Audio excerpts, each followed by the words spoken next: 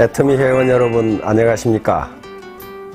국경 없는 글로벌 경쟁 시대에 여러 가지로 수고가 많습니다.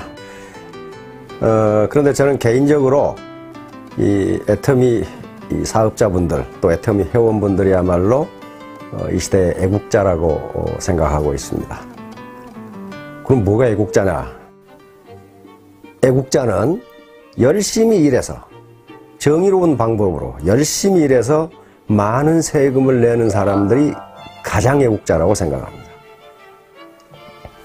만약에 우리가 성공해서 많은 세금을 내면은 국가는 그 세금을 가지고 국방을 하고 치안을 하고 행정을 하고 외교를 하고 등등 국가를 경영하는 데 필요한 모든 공무를 수행함과 아울러서 사회적 약자들에게 이전 소득을 또 제공해 줍니다. 그렇게 되니까 우리 사업자들이 스스로 성공해서 많은 돈을 벌어서 그리고 많은 세금을 국가에 낸다면 그보다 더 애국자가 없습니다. 그런데 우리 사업자들은 자신의 성공뿐만 아니라 파트너들의 성공까지 후원해 준다면 얼마나 큰 애국자입니까? 현재 우리나라에서 가장 지금 큰 골칫거리가 일자리 문제와 소득 분배 문제입니다.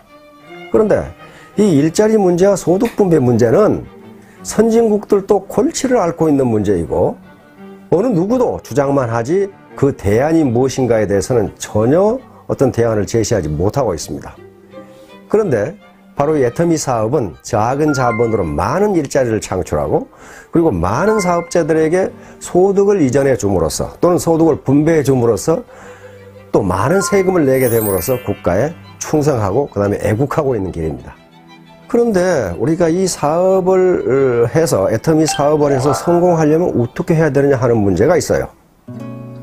가장 중요한 것은 고객을 설득하고 또 신규 사업자를 설득하는 문제입니다. 설득, 퍼세이션, 설득하는 문제예요. 설득은 무슨 거짓말이나 허풍이나 또는 강요에 의해서 되는 것이 아닙니다. 그러면 고객을 설득하려면은 어떻게 해야 되냐 하는 문제가 있어요. 특히 이 애터미 사업은 설득 산업 중에 설득 산업이에요. 우선 우리 애터미 제품을 사용하도록 소비자 또는 고객을 설득해야 하는 일뿐만 아니라 신규 사업자가 사업을 할 수 있도록 설득을 하지 않으면 설득에 성공하지 않으면 그 누구도 성공할 수가 없습니다. 그래서 설득이야말로 가장 중요한 사업 성공의 수단이라고 할 수가 있습니다. 그럼 설득을 어떻게 할 거냐 하는 문제예요. 예로부터 그러니까 지금부터 2300년 전에 고대 그리스의 철학자, 고대 히랍의 철학자 아리스토텔레스는 수사학, 레토릭이라는 책에서 설득의 세 가지 수단을 제시합니다. 그 세 가지 요소라는 게 뭐냐면은 첫째가 로고스라고 하는 겁니다. 로고스는 오늘날 영어에서 로직, 논리라는 말의 어원입니다. 그러니까 설득을 하기 위해서는 첫째, 논리적 설명력을 갖춰야 된다는 거예요. 논리적 설명력. 논리적 설명력이라는 이 말 속에는 두 가지 뜻이 있습니다. 하나는 상대를 설득하기 위해서 자기가 사용하는, 설득자가 사용하는 단어, 다시 말하면 용어가 명확해야 된다는 것이고, 두 번째는 동원한 용어가 문법 구조에 맞도록 되어 있어야 된다는 거예요. 아무리 좋은 용어를 동원해도 주어, 동사, 목적어, 보어가 맞지 않으면 도대체 무슨 말을 하는지 모르기 때문에 설득이 되지 않는다는 거예요.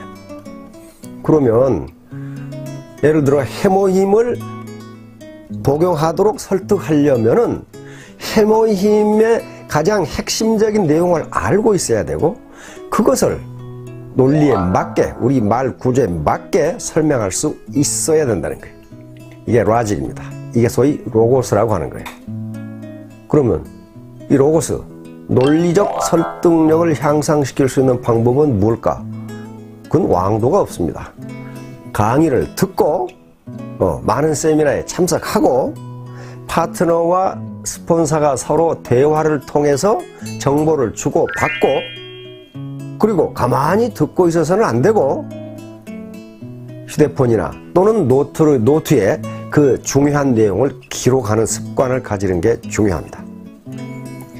그런데 세 가지 요소 중에서 아리스토텔레스는 이 논리, 다시 말하면 로고스가 차지하는 비중이 10%라고 이야기합니다.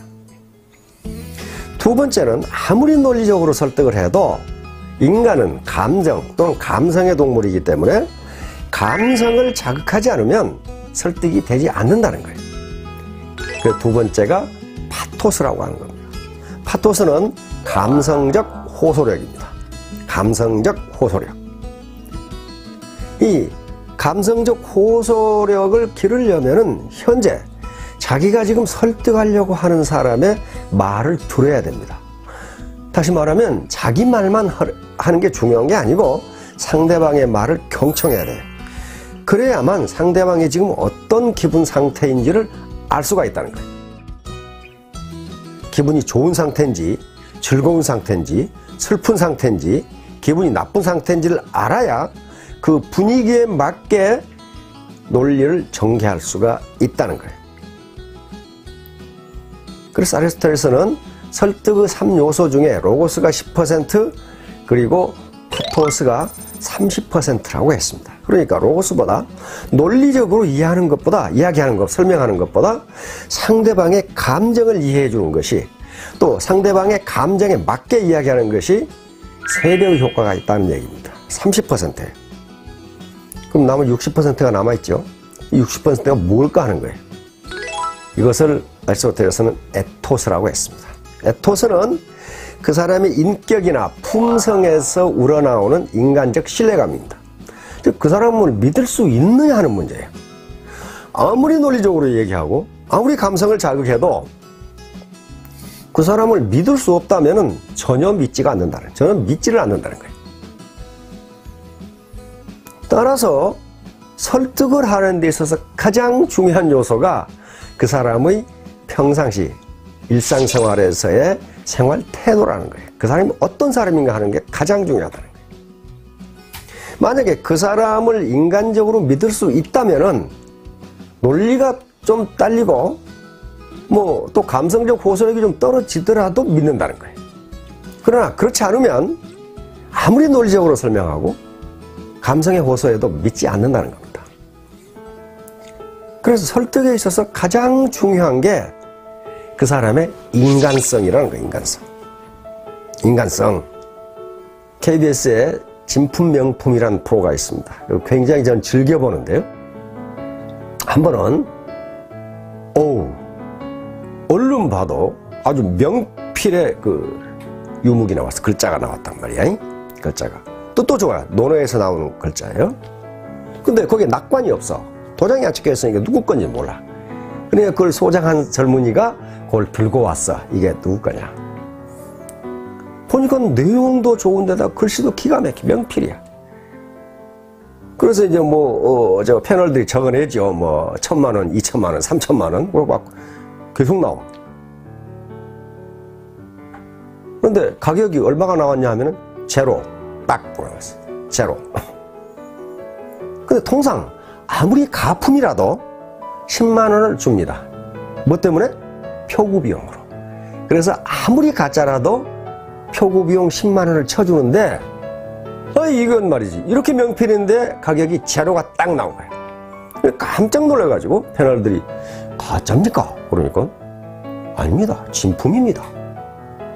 아니 진품이 어떻게 가격이 제로입니까? 이완용의 글씨입니다. 그 글 내용이 아무리 좋고 아무리 잘 썼어도 그걸 쓴 사람의 인품이 형편없다 그 말이야. 그러니까 제로. 자판에 마이너스가 없어서 마이너스를 못 썼습니다. 다시 말하면 입으로는 당신을 성공시켜주겠소, 가정경제를 어떻게 하겠소, 이렇게 감언 이설을 아주 아름답게 이야기하는데 속은 시커멓다면은 진정성이 없는 거예요. 진정성이 없는 거예요. 그건 가짜예요. 가짜는 가격을 쳐주지 않습니다. 대구의 아줌마가 어디 헌책을 하나 들고 덜렁덜렁 들고 왔어. 무슨 책인지 몰라서 감정을 받으러 왔어. 보니까 책에 뭐 낙서가 돼 있고 그래. 그런데 그 조그마한 얇은 책인데 그 감정가가 1억이 나왔어. 1억이 나왔다. 전부 깜짝 놀란 거야. 어떻게 저기 낙서된 책이 누군가 글씨를 써놓고 동그라미를 해놓고 책을 보니까 그렇게 생겼어. 저게 어떻게 1억일까? 뭐 별 두껍지도 않은데. 근데 심사위원이 하는 말씀이 이 책은 이태계 선생이 보신 책입니다. 이태계 선생이 본 거야, 그걸. 그리고 그 낙서도 이태계 선생이 해놓은 거야, 그걸. 그러니까 그게 이태계 선생의 인품 때문에 그 낡은 책이 1억이 나온 거예요. 1억이 나왔어. 그러니까 똑같은 책을 봐도 이완용이 본 것과 이태계 선생이 본 것은 다르다.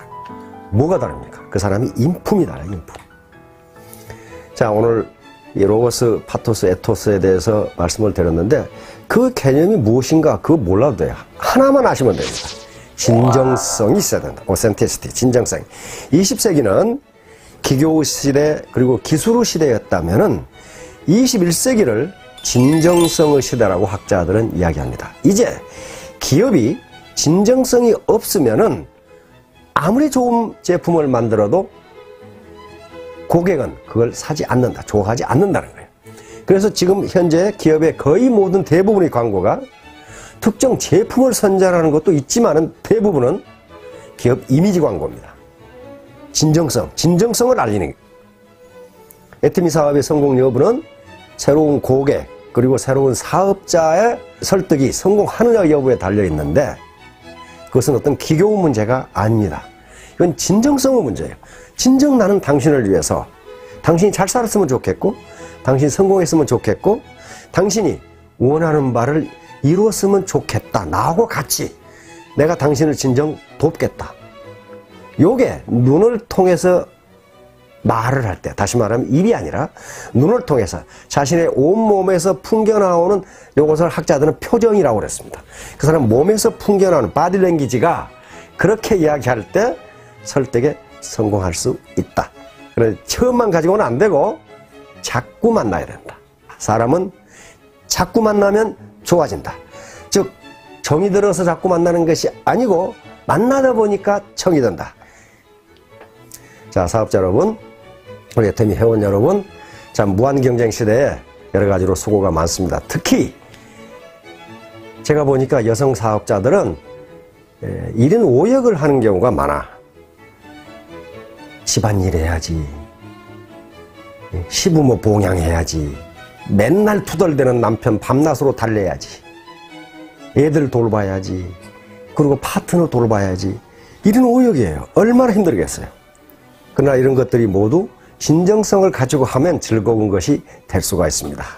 사업자 여러분, 그리고 애터미 회원 여러분 모두 성공하시기 바랍니다. 감사합니다.